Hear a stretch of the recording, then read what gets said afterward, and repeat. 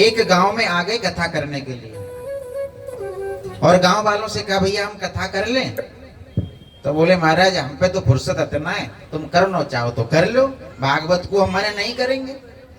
तो पंडित जी महाराज एक मंदिर में जाके बैठ गए। पुराना समय था, तब ये लाउड स्पीकर टेंट वगैरह सब नहीं हुआ करते थे पहले। तो मंदिर में बैठ करके और कथा को प्रारंभ कर दिया। अब कथा सुनाना प्रारंभ करें तो एक दो माताएं आए और एक आध फल फ्रूट चढ़ा के चली जाए। कथा को चलते चलते महाराज 6 दिन हो गए। पंडित जी सोच रहे हैं 6 दिन है कथा है, कोई जजमान ना आयो, कछु सहयोग प्राप्त ना भयो। हम तो बड़ी आशा लेके कथा कर भी आए। रात्रि को बाबा भोलेनाथ का वो मंदिर था और हनुमान जी महाराज का। जब पंडित जी रात को सोए तो दोनों देवताओं की अरदास लगाई कि हे हनुमान जी और हे भोले बाबा, आपने मेरी कथा सुनी है, आप ही मेरे जजमान हो, दक्षिणा भी आप ही दोगे। प्रेम से बोलिए। पंडित जी तो सो गए। इसका रखवाला परमात्मा होता है, उसको जरूरत नहीं किसी की। अब रात को हनुमान जी महाराज जगे। बाबा भोले से बोले प्रभु सो रहे हो कि जग रहे हो? बोले जग रहे हैं। पंडित जी की बात सुनी। इन्होंने तो अपनी 6 दिन कथा सुना दी, कल 7वां दिन कथा पूरी हो जाएगी, पर इनकी दक्षिणा का कैसे करें? भोले बाबा बोले हम तो कुछ कर नहीं सकते। बोले क्यों? बोले हमारे जितने भी चेला है ना वो सब भांग पी के मस्त रहते हैं। प्रेम से बोले।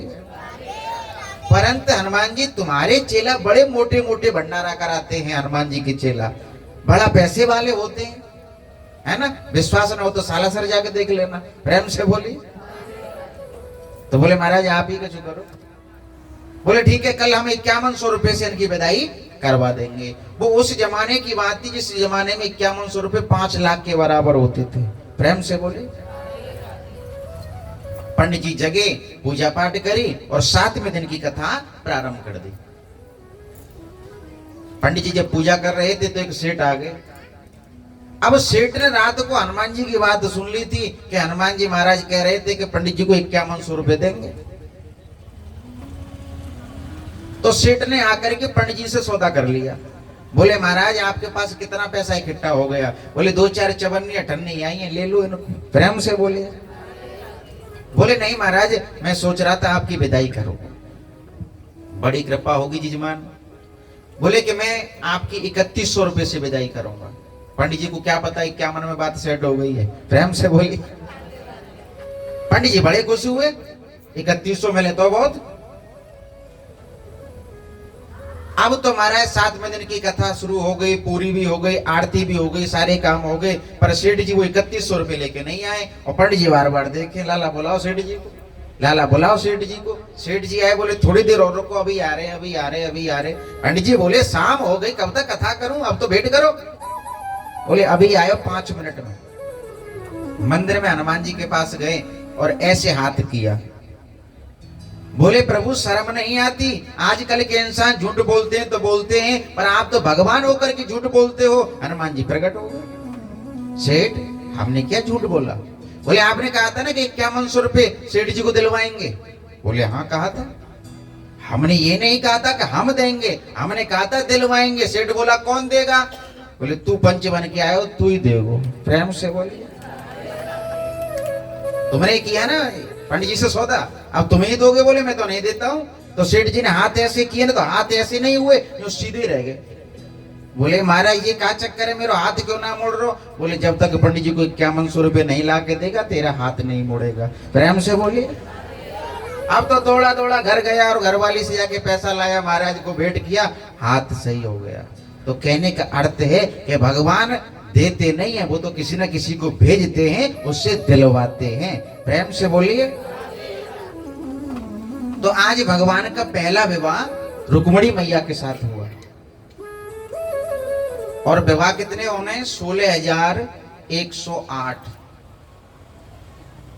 अगर विवाह का वर्णन करें तो महीना 2 महीना तो निकल जाएगा। प्रेम से बोलिए। तो एक विवाह करने में आदमी का जीवन चला जाता है, यहाँ तो 16,108 होने हैं। पहला विवाह रुक्मिणी जी के साथ हुआ। दूसरा विवाह की चर्चा आती है।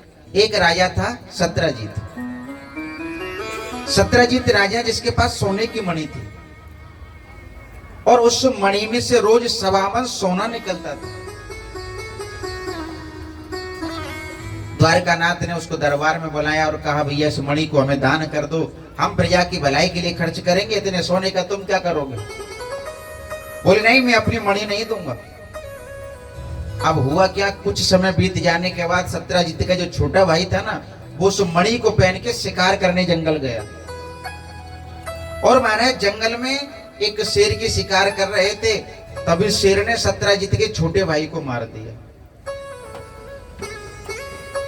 अब तो पूरे द्वारका में ऐसी बात फैल गई कि भगवान कृष्ण ने सत्यजीत के भाई को मार दिया और मणि को छीन लिया। भगवान को कलंक लग गया।